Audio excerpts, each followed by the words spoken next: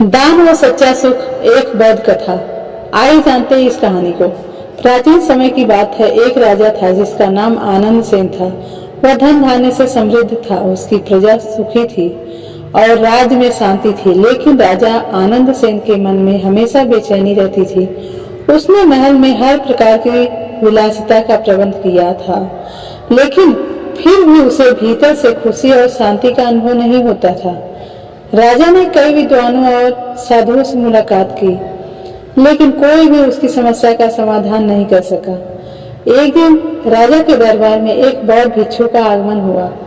वह साधारण वस्त्र पहने हुए, हाथ में भिक्षा पात्र लिए हुए शांति और प्रसन्न दिखाई दे रहा था।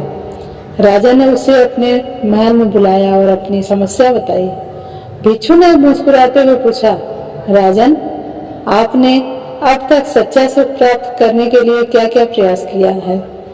राजा ने उत्तर दिया, मैंने अपने महल को संसार की सबसे सुंदर जगह बना दिया है, हर प्रकार के सुख सुविधा का प्रबंध किया है, लेकिन मुझे लगता है कि इन सब के बावजूद मेरी आत्मा अधूरी है। भिक्षु ने कहा, राजन, सच्चा सुख ना तो धन से मिलता है और ना ही बाहरी भौतिक वस्तुओं से। यदि आप चाहे तो मैं आपको एक साधारण कहानी सुनाता हूँ, हो सकता है उससे आपको उत्तर मिल जाए। कहानी। एक समय की बात है। एक गांव में एक सेठ रहता था। वह अत्यंत धनी था, लेकिन उसकी संपत्ति के साथ उसकी कंजूसी और लालच भी बढ़ता गया।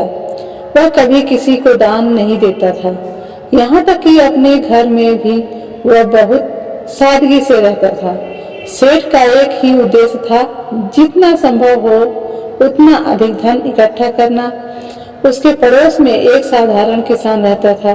किसान के पास बहुत कम संपत्ति थी, लेकिन वह हर समय खुश और संतुष्ट रहता था। वह हर दिन भगवान का नाम लेकर अपने खेतों में काम करता था और जो भी अनाज होता उसे अपने परिवार और गरीबों के साथ बांटता। सेठ ने कई बार सोचा, यह गरीब किसान इतना खुश कैसे रहता है? उसके पास न धन है न वैभव, फिर भी यह हर समय मुस्कुराता रहता है, जबकि मैं इतना अमीर हूँ, लेकिन मेरी खुशी कहीं खो गई है। एक दिन सेठ ने किसान से पूछा, तुम हमेशा इतने खुश क्यों रहते हो? तुम्हारे पास तो कुछ भी नहीं है। किसान ने मुस्कुराकर उत्तर दिया, मेरा सुख दूसरों की मदद करने में है। जब मैं किसी भूखे को भोजन देता हूँ, किसी जरूरतमंद की सहायता करता हूँ, तो मुझे भीतर से शांति और संतोष का अनुभव होता है। धन केवल साधन है, इसे अपने पास रखने से खुशी नहीं मिलती। सेठ को किसान की बात पर विश्वास नहीं हुआ। उसने सोचा, यह केवल दिखावा कर रहा है, सच्चा सुख केवल धन में ही है। एक दिन गांव में अकाल पड़ गया। लोगों के पास खाने के लिए अनाज नहीं था। किसान ने अपने बचाए हुए अनाज को गांव वालों में बांट दिया। सभी ने किसान को धन्यवाद दिया और उसकी प्रशंसा की। दूसरी ओर सेठ ने अपना सारा अनाज अपने गोदाम में छुपा दिया। वह सोचता था, यह समय है और अधिक धन कमाने का। जब लोग भूखे मरने लगेंगे, तब मैं इस अनाज को ऊंचे दामों में बेचूंगा। लेकिन कुछ ही दिनों में गांव में हालात और बिगड़ गए। भूख से लोग मरने लगे। सेठ का अनाज सड़ने लगा, क्योंकि गोदाम में नमी आ गई थी। सेठ ने सोचा, यदि मैंने पहले ही इसे बेच दिया होता तो मुझे लाभ हो सकता था। उसी समय किसान ने एक वृद्ध महिला को खाना देते हुए कहा, यह अनाज मेरे लिए भगवान का आशीर्वाद है, लेकिन इसका असली उपयोग तब है जब यह किसी भूखे की भूख मिटा सके। यह बात सुनकर सेठ के मन में गहरी चोट लगी। उसने महसूस किया कि उसका धन उसके किसी काम का नहीं है, क्योंकि उसने इसे केवल अपने लिए रखा था। सेठ ने अपने गोदाम का सारा अनाज गांव वालों में बांट दिया।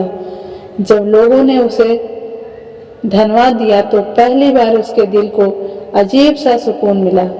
उसने किसान से कहा, तुम सही कहते थे, सच्चा सुख दूसरों की मदद करने में है। आज मैंने पहली बार उस सुख को अनुभव किया। उस दिन से सेठ ने अपनी आदत बदल दी।